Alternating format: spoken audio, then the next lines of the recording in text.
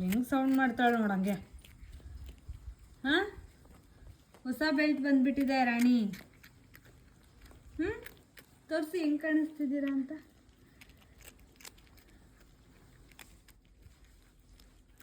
ಹೂವಿಲ್ ಟೈದ belt.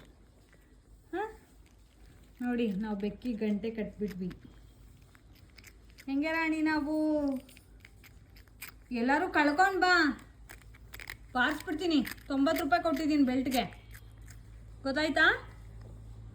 ಹಾಂ, ಕಳ್ಕೊಂಡು ಬಂದರೆ ಮನೆಗೆ ನೋಡು, ಮನೆಯಿಂದ ಆಚೆ ಹಾಕ್ಬಿಡ್ತೀನಿ ಬೆಲ್ಟ್ನ ಕಳ್ಕೊಂಬಂದ್ರೆ, ಗೊತ್ತಾಯ್ತಾ? ಹೊಸ ಬೆಲ್ಟ್ ಹಾರ್ಟ್ ಎಲ್ಲ ಇದೆ ಅದರಲ್ಲಿ. ತಿನ್ನು ತಿನ್ನು, ಚೆನ್ನಾಗಿ ತಿನ್ನು.